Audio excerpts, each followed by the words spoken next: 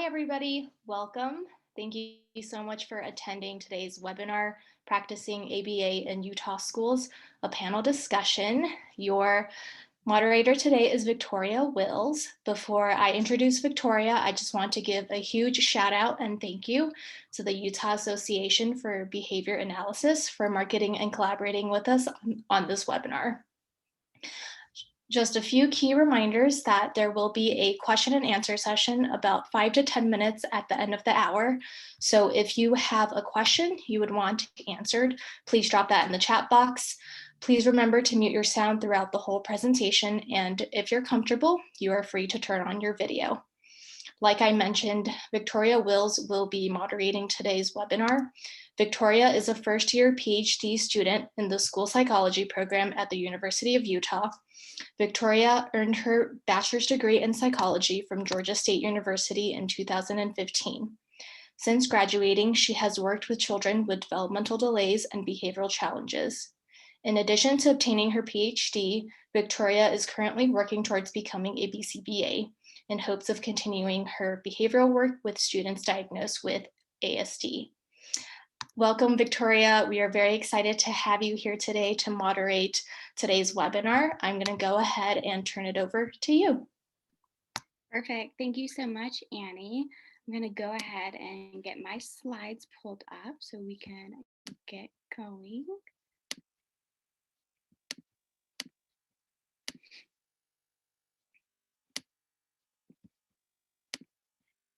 Can everybody see my slides okay? Perfect, thank you. So welcome everybody, thanks for joining us. I'm super excited to have the opportunity to do this today. Today we'll be talking about practicing ABA in schools. And since it is a discussion panel, we have 6 amazing experts joining us today to share their great work and their experiences in the field. Some of our topics for today, we're going to be talking about incorporating ABA in the school settings, impactful approaches for successful interventions, importance of teacher-student relationships, challenges within the school system, and then we'll wrap up with some advice and preparations for upcoming BCBAs like myself.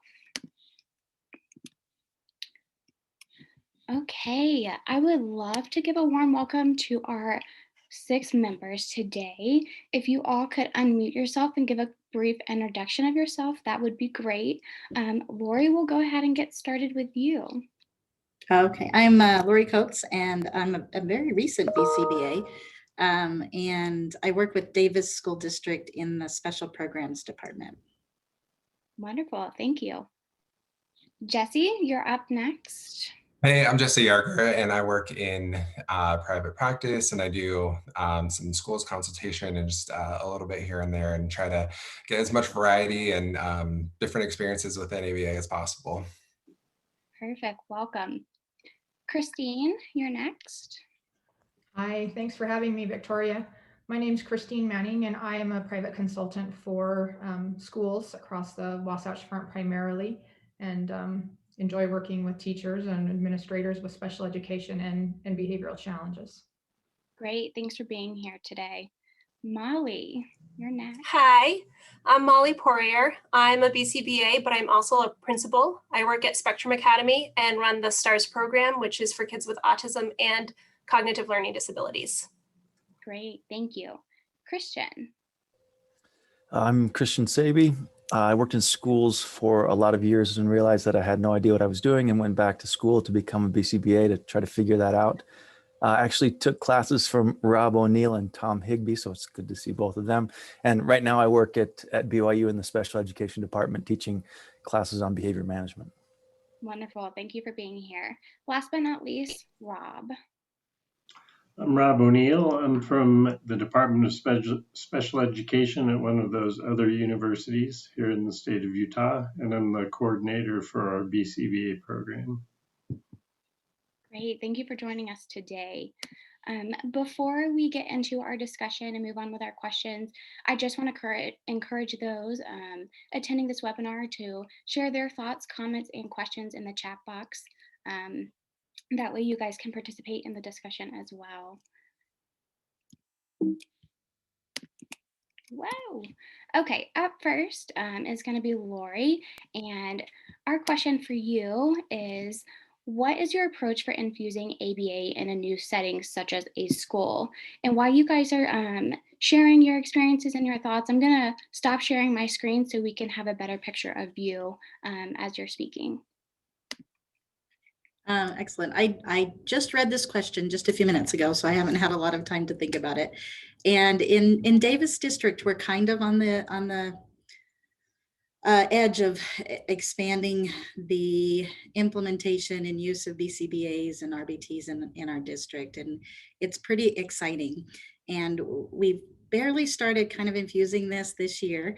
And what we've found is a lot of what we're doing to get things moving is that, sorry, I don't have all the right words I'm thinking through, increasing that capacity with educators, increasing the helping them to understand how these services may actually help their jobs be easier, how we can help them to see some of the progress that they're really hoping for without moving students to other more restrictive locations is what we're seeing a little bit more of, and that's where we're just starting to get things going. It's been a lot of listening and a lot of time truly with the educators that are in the classroom. And also working with parents. That's the other thing that I found, that this has been really fun to get moving forward with this as I started my program just a few years ago, is the relationships with parents have been very integral in making this successful, in their involvement and their understanding of how we can put these things in place in a school setting versus how they're put in place in a private setting. So it truly, we're really in the beginning stages, so it's very exciting. And I don't know how much more to add to that, other than it truly is exciting to see the changes that we're getting. And we're seeing, I was just sharing with our boss to get more money, because that's what it's always about, that we have actually been able to hold 5 students in their current locations just in the past month by having these services directly in the classrooms that they're in right now. And to me, 5 students in 5 months is a huge success and a big celebration. So I think that's the other piece, is letting people see the celebrations that we can have, the great things that can happen for students. And I think that's getting us more recognition. And we're actually expanding our program next year to be, we'll hopefully have 2 full-time BCBAs in Davis District with 2 interns and 15 interventionists. A few of them will be RBTs. So it's exciting. Yeah, thank you for sharing. That sounds super exciting, and you'll have to keep us updated with the progress as you guys move forward. Okay, I'm going to reshare my screen so we can move on to the next question. And Jesse, you are up next. So when working with educators, what do you believe is the most impactful approach to getting teacher buy-in for intervention implementation? Yeah, thanks. So this is a huge passion of mine, but first, like Lorie, that's awesome. Congratulations for Davis. I am not a quotes person. I think typically they're pretty cheesy. However, I'm going to share a quote from the 7 Habits of Highly Effective People. I think this can solve probably most of our problems, even outside of ABA. But seek first to understand, and then to be understood. So I think the biggest thing that we can do is go in and really understand what's going on in the classroom. The teachers and educators, paraprofessionals, whomever need to feel heard. And also we need that information to be able to provide high quality services and good recommendations. It's our ethical obligation to assess when we see challenging behavior for clients. So we need to generalize that obligation of assessment to the school setting, so that we're able to leave no stone unturned. And we can also customize our interventions that way a little bit easier. We obviously don't use cookie cutter interventions for clients, for students. So we also need to make sure that we're not saying like, or boxing ourselves in so that we're using interventions that have worked for us in the past, just because they've worked for us in the past. Each classroom, whether it's self-contained, mainstream, whatever it might be, is going to be so different in the classroom management strategies, with the reward systems, the educator philosophies, the subject, whatever it might be, is going to be very, very different for each classroom. So we need to ask a lot of questions. We need to do some high quality observations. We need to take copious amounts of notes so that we can make sure that we're giving the best recommendations as possible. And I think when we can convey that to educators, we get that buy-in pretty easily. I think we know so much about ABA generally that we sometimes can be tempted to say like, oh, this kid's trying to get out of doing stuff. Let's just give them choices and see if that works. Or some of our other escape maintained options for teachers. So I think it's very easy to kind of get boxed into that. I think another thing that's very critical and paramount to providing high quality services is making sure that educators know we're not there to evaluate their performance. A lot of times we might be that random person in the back of the room is just like taking notes. We need to make sure that we're exercising the social skills that we teach to all of our students or clients as well, and making sure that we're presenting as likable to teachers, and to make sure, again, they know that we're not there to even provide constructive criticism. We're there to evaluate and then provide suggestions for how their classroom can run more smoothly as well. Some of the ways that we can do that is don't show up empty-handed, have, like a little teacher gift bag or something like that so that they can kind of immediately establish that. We can get some information in advance, so we can, email, do phone calls, Zoom. We're all really good at that after the last year plus. So those are ways that we can kind of get that information from teachers as well. And then after we ask all of our questions, we do our observations, we review our notes, and we can kind of come up with our behavior change systems. We want to make sure that we're using the concepts, our behavioral concepts, things like behavior momentum. So we can use things that are small changes that are going to be easy, and we're going to see a result. It may not be a life-changing result, but we're going to see some sort of result so that we can get that buy-in very quickly from educators. So it could be things like revising the way we're using sticker charts, or rearranging the seats, or doing some simple group contingencies, things like that can really make a difference for educators and for students, but that are not overly effortful. Thank you so much for sharing. And I think that was a great reminder about being non-evaluative with our teachers. That's definitely something that we've talked about within our lab and our group too. And I think that's a great reminder for absolutely everybody. So thank you for sharing that. All right, Christine, a question for you. How does a teacher-student relationship impact the change of behavior in the classroom? And how do you express the importance of this relationship when you are consulting with educators? Thanks, Victoria. This is one of my favorite things to talk about. And I know sometimes as a BCBA, I get a little pushback from some of my colleagues that this is not a behavior analytic intervention. And I say, well, it is. I don't write it as an intervention. I write it as a very powerful suggestion in my behavior plans in schools. And yes, I do include this because it is so vital to child development and success in the classroom. And so I guess a little bit more about that is I write in to the behavior intervention plans a list of recommendations or suggestions for staff to consider. And if you're familiar with John Hattie's work, he wrote the book Visible Learning, and he took over 800 meta-analysis, over 236 million children, and 500 research studies. And he came up with the best interventions that have the most, the students have the most ability to have the most growth within one academic school year.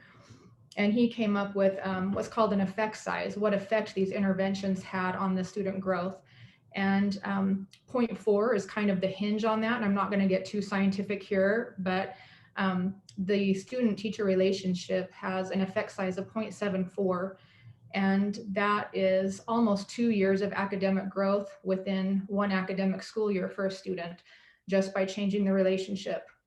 And I know particularly when I work with high school kids, kids that are truant and absent a lot and excessively tardy to class, the first thing I do before we really put any of the formal interventions in is I meet with the staff and I say, for the next week, while I'm getting to know you guys and getting to know this child, I just want you to work on your relationship with him or her and welcome them to class and see how they're doing and check in, and don't ask when they're going to get an assignment in.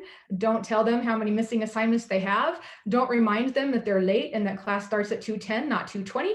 And just work on the relationship with them. And there's been so many times where, and I don't have specific data to show, by the time I get called into a school, it's generally, you know, the last straw for a kid. I've got kids that have been suspended and they're at their 10-day manifestation meetings already. But we see such improvement with behavior that kids are showing up to class, kids are being on time, and they are turning in their work after 1 week. And sometimes one of the kids I worked with last year, he hadn't turned in an assignment all school year, and they called me in March. And so he had hundreds of missing assignments. And when we just worked with his 8 teachers and just said, this is what we're going to do just for 1 week while I get some things in place, it changed it to the level that we didn't have to put a behavior intervention plan in place at all. And this child felt more connected to his staff and wanted to be at school. You know, putting those contingencies in class to make class more reinforcing than skipping class, right? And so a good student-teacher relationship has a lot of positive feedback and things that have come from the data. There's an increase in well-being and connectedness in the classroom. There's academic success, sometimes between 11 and 15 points on the end of year assessments, just because of student-teacher relationships. It improves social skills, it improves grades, it improves attendance.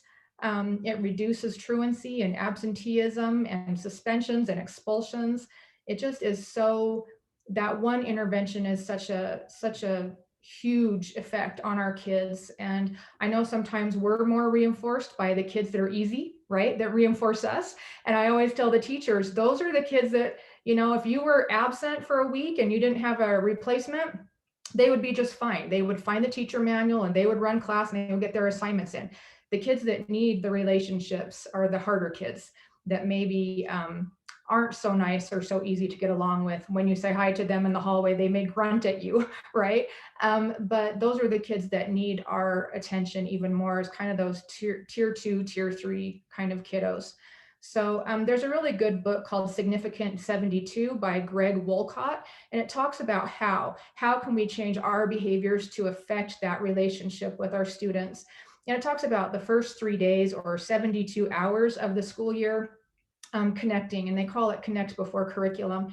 And they really work on the connectedness between the teacher and the students with one another, and really forming strong bonds and getting to know them and getting to know their backgrounds and their culture, their heritage. Because then as a teacher, when you know more about your students, you can connect the curriculum that you're teaching now to something that will make sense to them and be meaningful to them. And they'll be much more willing and desirous to participate. And it will also connect that information to other neural pathways in their brains to help it to stick. And it does show, brain science does show that it increases motivation and it increases the ability or the desire to participate when teachers have that good relationship with our kids. And so some ways we can do that. I mean, there's a study, and I wish I could have had time to find where it was from, but it was about just implementation of praise as an intervention. And so nothing else was changed in the classroom. They just had teachers delivering praise to the students, and it increased positive student behaviors by 30%. I mean, that's huge, right? And so just a little bit of praise goes a long way, and it doesn't have to take a lot of time. I always hear, I just don't have time to work on a relationship with all of the kids. I see 146 kids every week. You're right, that is a lot. And how are we going to do that? And I suggest standing at the door and greeting the kids by name as they enter, having short little conversations just to check in, see how their dog is doing, because their dog may have been sick last week or whatever, and just checking in as they're coming in and out, those transition times. And then also, you know, during times where it's downtime for them, lunch or break periods, there is a great place to go in and connect with those kids. I know when I was a principal, I would go in and have arm wrestles with my students at lunch. You know, it's like, clear the food, we're arm wrestling. And I had some 5th grade boys that actually could beat me. So really fun, but they would earn time to come and spend with me. And it was one of the highlights of my job that year, is just spending time with those kids and really connecting with them. They want to have good behavior when they know that you care about them, and they'll do as much as they can to complete the expectation that you've set for them if they have a good relationship and a safe relationship with you.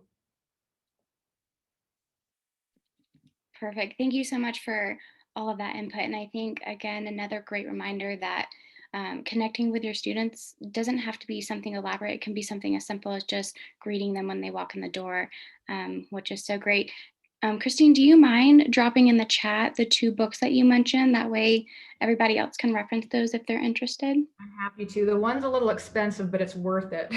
It was the guy that wrote it is from Chicago School District, and they implemented this significant 72 across their whole school district, and they saw the data from that, just incredible. You know, these Title I type of schools, low socioeconomic kids and things like that. So it's a great read, and it's a great way to implement some really good strategies, even district-wide or class-wide. So it's great. Yeah, I'm definitely interested. So if you could just share that, that would be fantastic. We'll do that now. Thank you so much. All right, Molly, question for you. What is one of the biggest challenges you face as a school administrator and a BCBA? I think you have such a unique perspective of the school system, and I think this is a great opportunity for you to share your input. Thank you. Yeah, so I never intended to be a school administrator. I was a BCBA. I became a BCBA, and that's what I intended to do. And I know some people here know the fellow administrators at Spectrum Academy and how convincing they can be that you should join the leadership team. And I thought that being a BCBA and a principal would fit so easily together. And my first year, I think I was naive enough that it kind of did. And then I went to special ed law conferences and got very scared, and began to see that significant gray area that comes between providing FAPE, following IDEA, and then still having to follow the ethics code of being a BCBA. And I'm really lucky. I have a really strong team at my school. I do have a behavior specialist here full-time. I have behavior assistants here full-time. And everybody jokes that I'm turning my teachers into mini BCBAs because that's what I do. But we've had a lot of situations where my team and I have had to really kind of discuss, and sometimes it gets into bits of debate, where school law and our ethics code really kind of come head to head. So escape-based behaviors are a really great example. Ideal world, we'd be able to control the environment if we know that a child's trying to escape because they don't want to do their math worksheet, or they don't want to be around the peers in their classrooms, and they're causing huge disruptions, or they're becoming physically aggressive. And in a clinical-based world or private practice world, we would be able to, we know what will change these behaviors. We know how to manage escape-based behaviors. But I don't have that ability a lot of times, and I have to follow IDEA and FAPE, which sometimes means that we have to suspend a child who is going to be reinforced by a suspension. So we've done a lot of alternatives, and I have a team that's really open to that debate of, okay, for example, I've got a child who has really strong verbal behavior, and part of his verbal behavior is cursing. Another part of it is saying, I want to go home, or call dad for carpool. So we know that sending him home to suspend him is going to reinforce cursing behavior in the classroom. And so we've had to be really creative in coming up with ways that we don't just send a cursing foul-mouthed child back into the classroom to disrupt the learning of everyone else, but not reinforce those behaviors. Some other things that are really struggles for us is that if we follow our ethics code, we're really looking at our supervisory competence and our scope of practice. And we're really asked not to take on clients that are drastically outside of our scope of practice. But the way that schools work, we can't pick our clients, and we can't say, oh, this client is outside of my scope of practice. I need to bring in someone else, or I need to give this to a more experienced BCBA. We're required to provide services for every child that comes in through our door. And we don't often have a lot of people that we can collaborate with. We're really unique right now. We're a fairly small school, so we're a charter. We call ourselves a district because it's kind of funny, but we're not really a district. We're just we're a campus, and right now we have more than one BCBA on campus, which is a lot of resources for us. But it doesn't always exist that way, and so sometimes it's hard to collaborate with people because we don't have huge resources. We don't have a huge group of people to work with. And then also our supervisory volume. So again, private practice, we get to say things like, oh, I have X number of clients on my case. I can't take any more clients right now. That doesn't happen in the school world. Again, we get the kids that we get, and we start going through files after we hold our lottery and get a little more worried when we see the incoming files and, oh, this kid has a BIP, and oh, this kid has a BIP, and oh my gosh, suddenly we have 15 new BIPs coming into one school. Also throughout the school year, we have kids who start the school year and are doing really well. And then for whatever reason, whether it's something at home, whether it's a change in the classroom, maybe we have a staffing change, something like that, that child starts to struggle.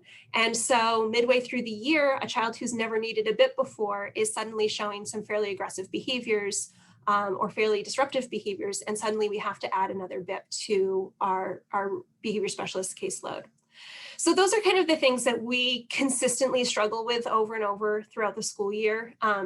We've found some creative answers, but I will say, if anybody else has the magic wand, we'd love to know, because it's still something that we're working through for sure. Great, thanks so much, Molly. Like I said earlier, I think being a current administrator and a BCBA, you just have such a unique perspective, and I appreciate you sharing that.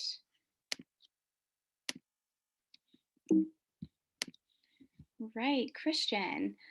So as we wrap up, we're going to get into the advice and preparation for upcoming BCBAs like myself. So question for you, for those who are interested in being a BCBA in schools, what skills are a must-have? So I think for starters, it's important to understand that while applied behavior analysis is not new to schools, BCBAs are new to schools. And so most administrators, when they hear that a BCBA exists, what they hear is behavior paramedics. And so we need a behavior paramedic. Let's just get that person in here. They will run around healing kids with problem behavior, and that will be it. And so what I see is that there's a pretty substantial misunderstanding among people doing the hiring of what a BCBA does. That's obviously a generalization. Some schools have a good handle on that.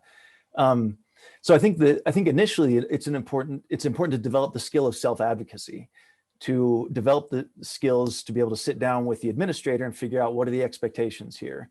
What do I do if I run into, as Molly mentioned, if I run into an ethical conflict between what my job requirement is and the ethical code that I've agreed to follow.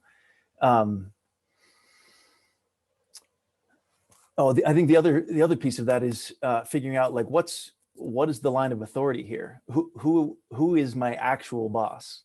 One of the struggles that I've seen among BCBAs working in schools is that they were hired by the district, but they're in a building with a principal, and it's unclear who has the ultimate say here. Who's the person that I ultimately respond to?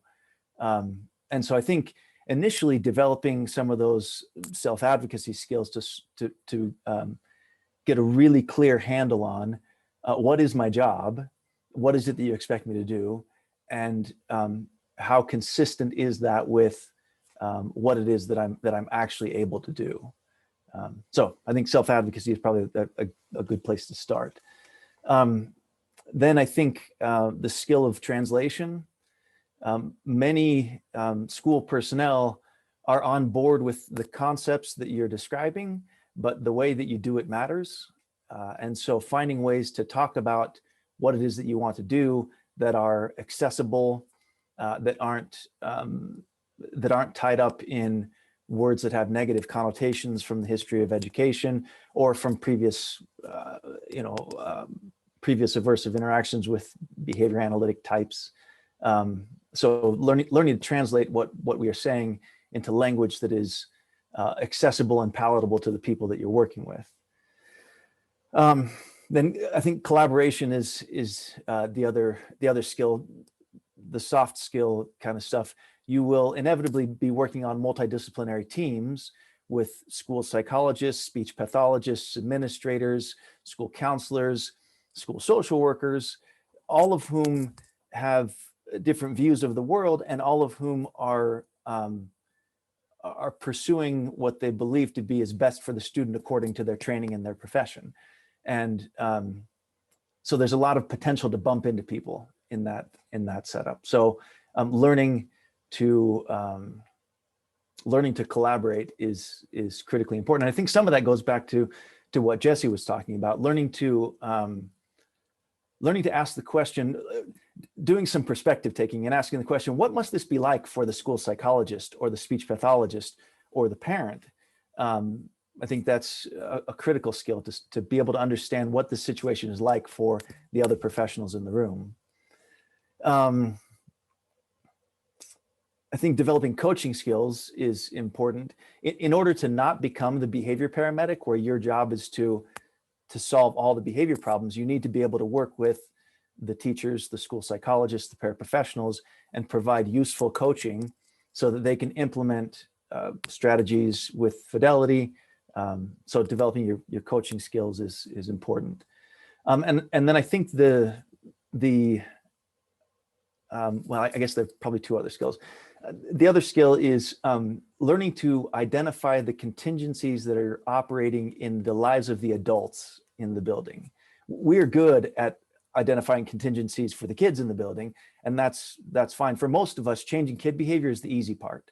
Changing adult behavior is much more challenging than changing kid behavior. And so getting good at identifying what are the contingencies that are operating in the lives of the administrator and the school psychologist and the teacher who has this kid in her class, that I think becomes really important.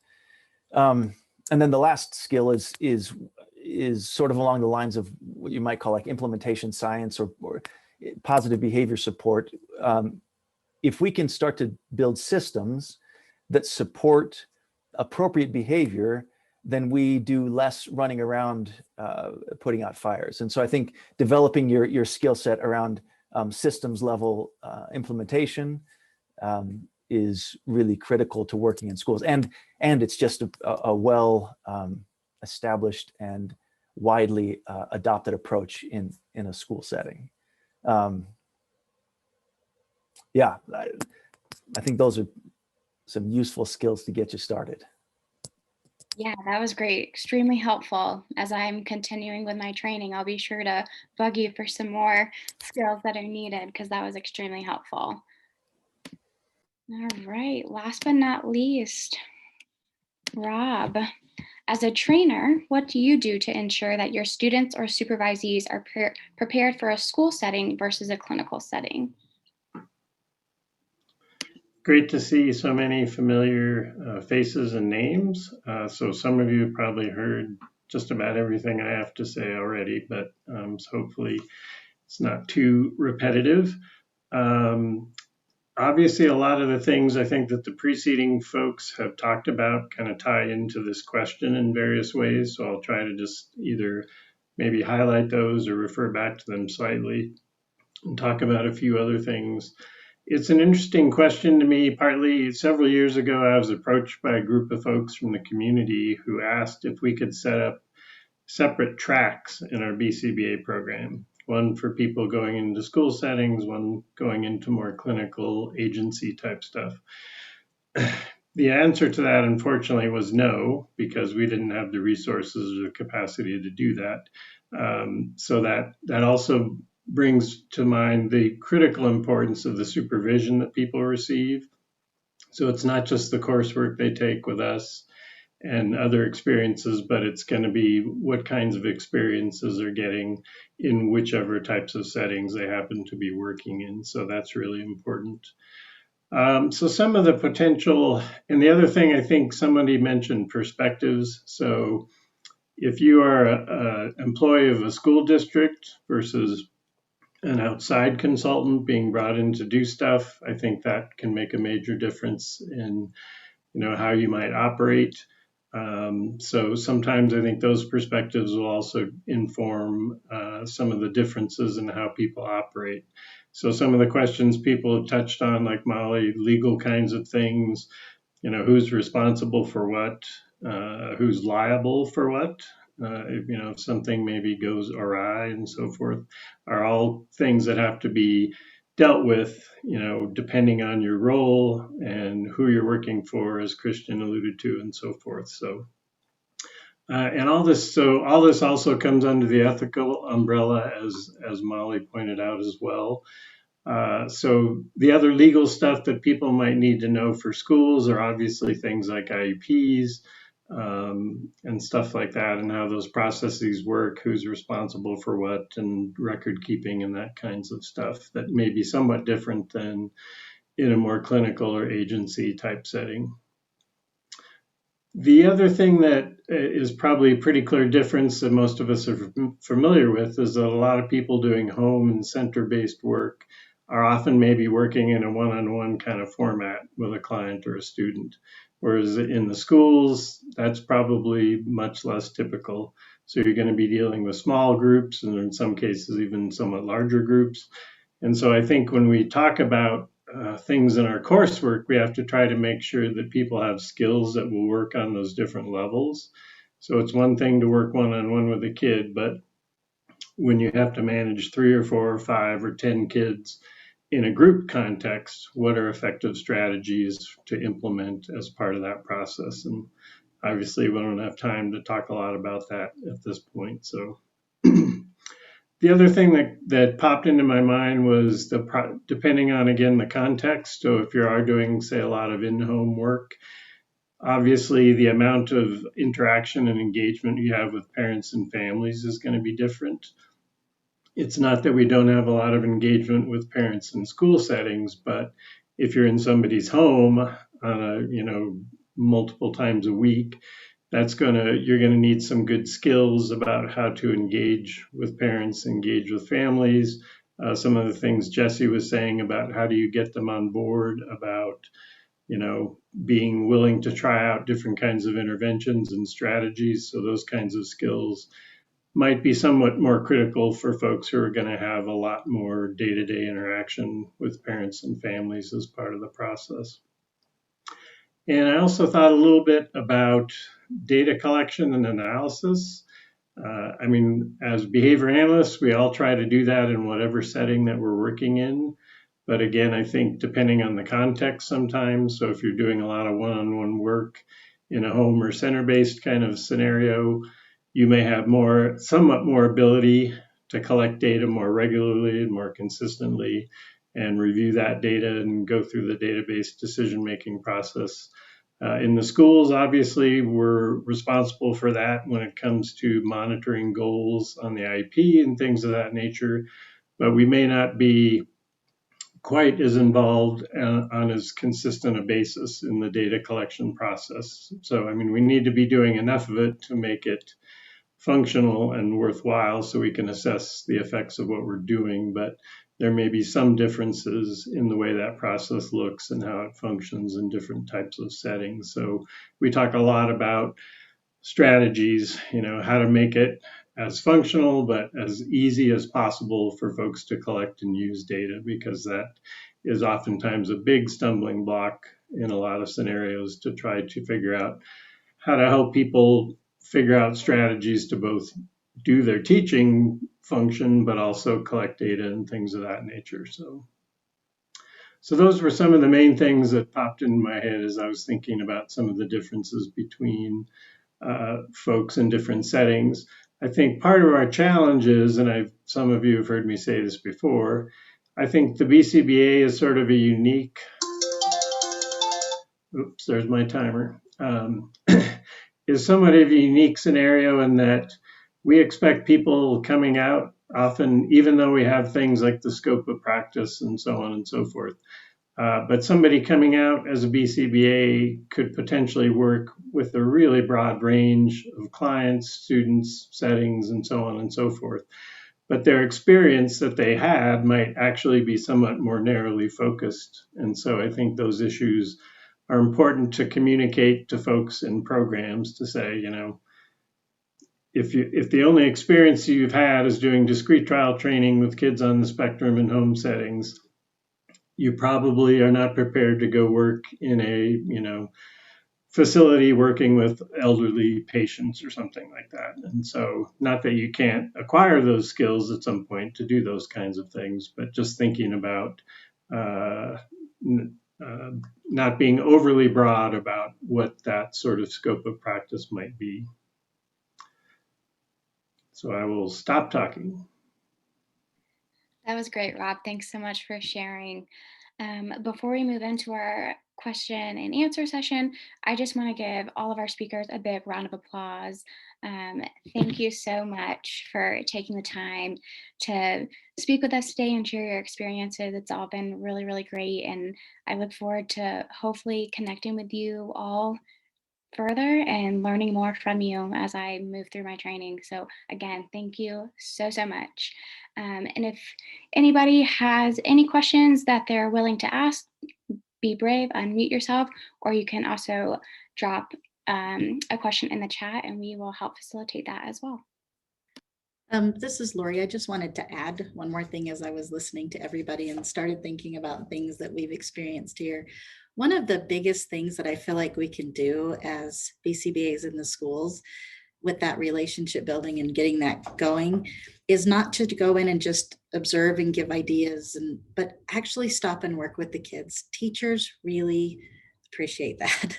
And I found they listen to me a lot faster when I say, hey, give me that programming. I'm gonna work with them and see how it goes. So really critical to be in the trenches, tennis shoes and jeans on, and just, you know, your long sweatshirt because you might get a pinch or a scratch, you know, just get in the trenches. And that really builds a long distance for making change. So thanks.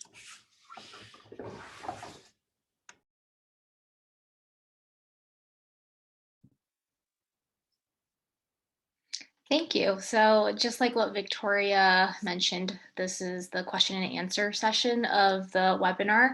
I will go ahead and get us started.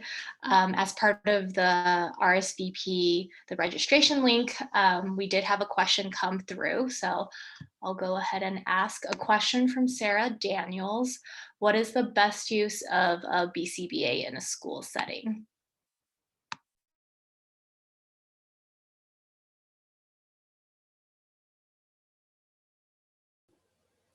The enforcer, that's the best use. No, just kidding. I think that what is unique about BCBAs in schools is that they have a depth of knowledge of behavior management that most other people don't have. And so, so supporting other adults to engage in to deliver the best intervention available, I think is in my sense the most efficient use of a BCBA in a school setting. Thank you. Question from Christina Hesley. What have you found is one of the best ways to pair yourself with reinforcement and working with teachers? I'll answer a little bit for that one. I think being humble, first of all. They don't want to know how much you know. They don't care. They don't want to hear that this is going to be an implementation of differential reinforcement of alternative behavior. they'll vomit on you.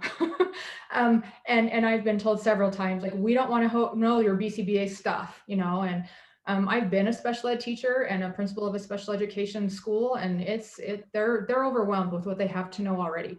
So they want your humility, they want your compassion. They do like it when you get into the trenches. I love what Lorie said. It is so true. They want to know that you've walked a mile in their shoes. And when you say, you know what, I had 26 kids in my classroom and they all had an IEP. I feel your pain, right? And when you can say that, they kind of go, okay.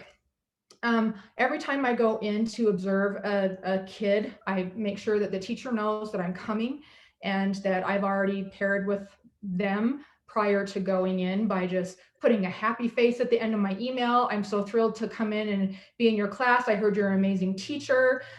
Put clapping hands. Teachers want to be reinforced too. And if we don't reinforce them, they're the people who are going to be implementing our behavior intervention plan, right? We have to.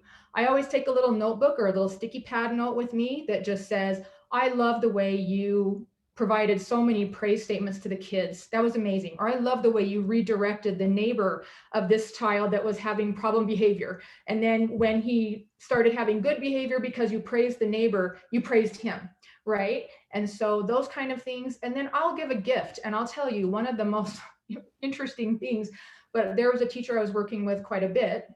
She was a new teacher and she had several behavior students in her room. And so I was with her for a while. And one day I brought her in a big 2-liter of Diet Coke and I tied a little ribbon on it and I curled it with the scissors, you know, it cost me 79 cents. And she started bawling, just like, thank you so much for thinking of me.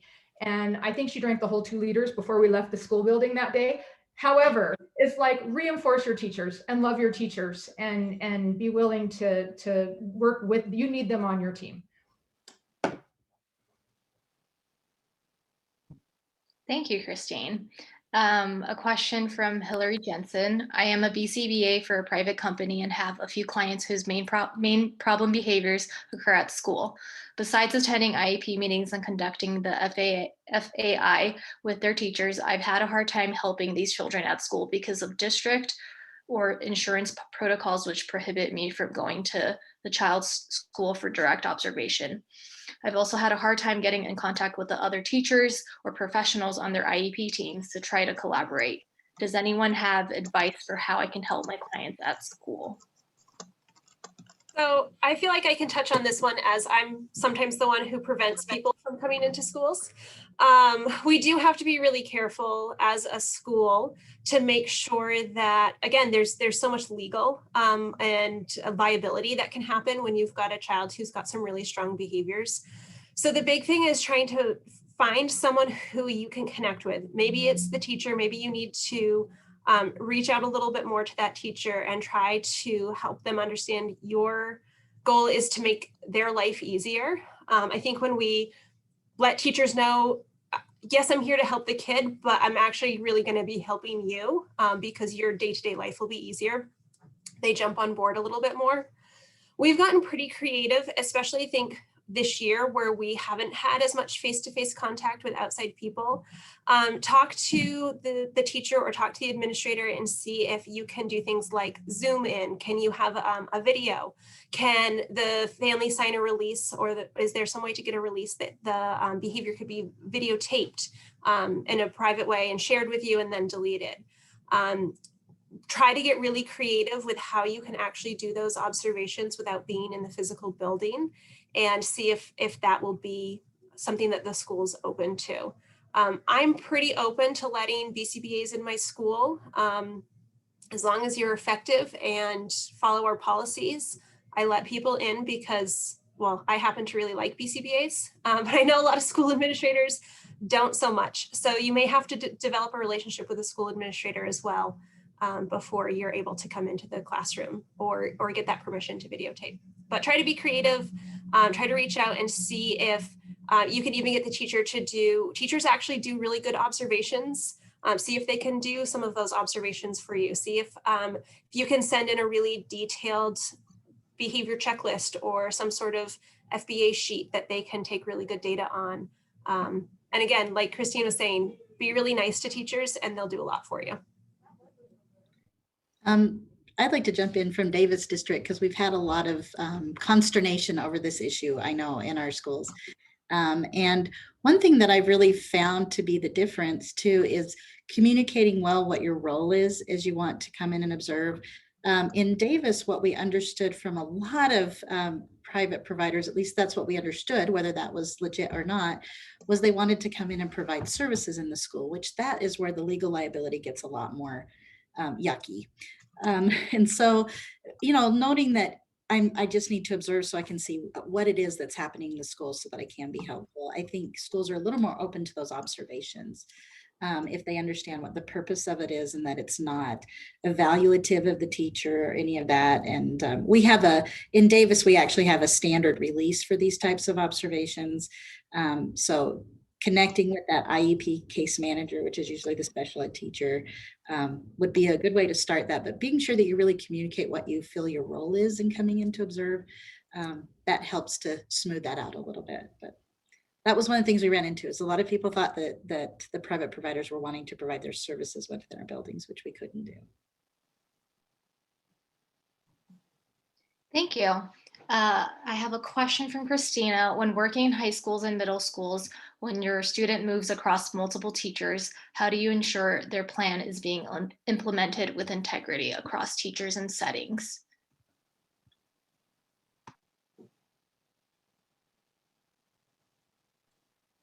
I'm never sure when to jump in, but I'll jump in because I work across all the settings. What we found truly, especially we've worked with some very, I know I've worked with Aaron on particular students in the secondary setting, and it's really a lot about that communication, making sure that more than a paper is handed to somebody. I think what I've seen a lot of is let's pass around this behavior plan that everybody just looks at and now you should be able to figure out how to do it. And instead really making sure that everyone understands their role within that behavior plan. Because I think they look at this big behavior plan and think, I can't do that, I've got to teach history. And so understanding what does that mean? What is your role specifically in that and how can you support that behavior plan? So it's that big communication component, making sure they're not overwhelmed by everything that's in a behavior plan because they're overwhelming. They're overwhelming for the most of us. One thing that we did just to tack on to what Lorie said is when I work with multiple teachers is we meet just for 10 minutes in the beginning, generally once every other week just to see how things are going. But once the teachers know the interventions and I spend time going through the child's file and their deficits, their cognitive and academic testing, because teachers a lot of times don't know what that is. So they'll say, this kid is brilliant, but he doesn't do any work. Well, do we know that his processing speed is that of a 5-year-old, right? And he's in 11th grade.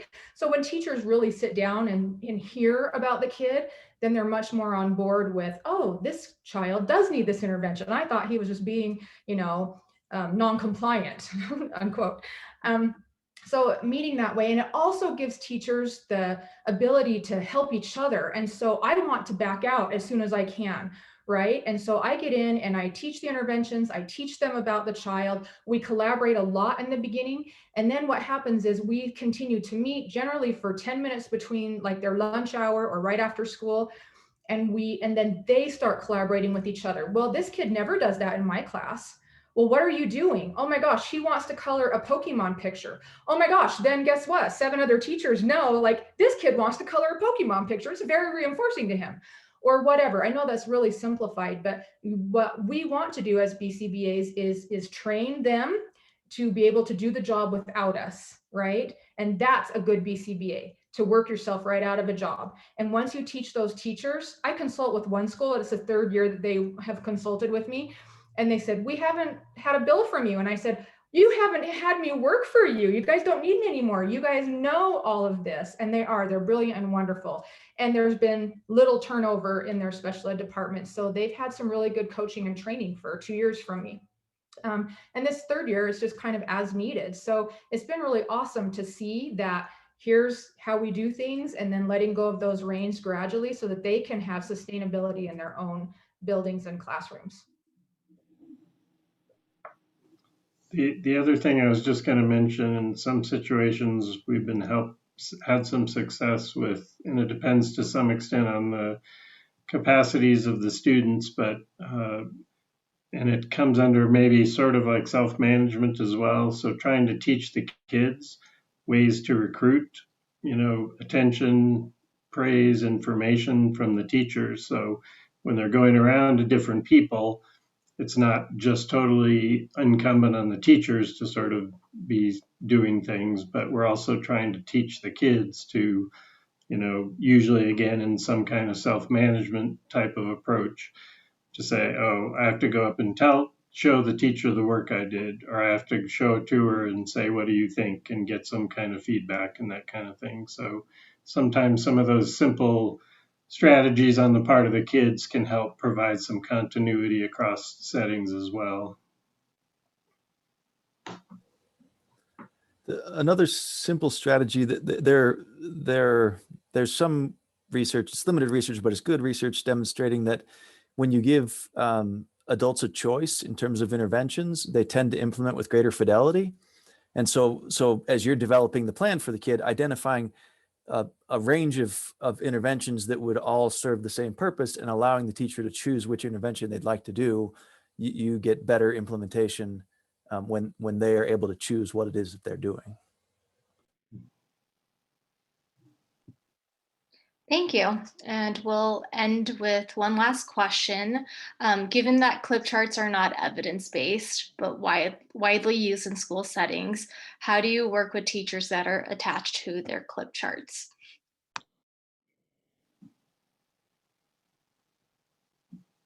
Well, I can say one thing. I was called into a school 2 years ago because they were in litigation over their clip charts, because the parent came in and said, all of the kids get the same behavior chart. They all have the same interventions. They all have the same criteria. And they went to court over it because it's supposed to be individualized, right? And like you said, Annie, there's not any data to support it. And there's actually the opposite. There's data to support that it's actually detrimental to have your kids. I was just in a school and I've tried for 2 years to get them to take these charts off the wall, but I went in and I took a picture of the chart and I sent it to their special ed director and I said, this is my kid. This is my kid. How do you think he feels all day, knowing that everybody that walks into the classroom, plus all of his peers, see how bad he's been all day? He has so many purple cards or whatever it was. And I just think it's terribly devastating. And when a kid sees that, why even try? It's like at that point, when you're at that level, why even try anymore? And it's very degrading and hard on the kid's self-esteem, among several other things, but I won't even go there. I'm a huge proponent of not doing that ever. I also don't agree with frowny faces. Don't give a frowny face. Either give a smiley face or not a smiley face, but not a frowny face or an X or whatever. I mean, it's so hard on their self-esteem. They have a hard enough time with life and just getting to school that when they get there late and they get a frowny face or they get a clip down, I mean, come on, our kids have it rough. Let's give some love, love and understanding.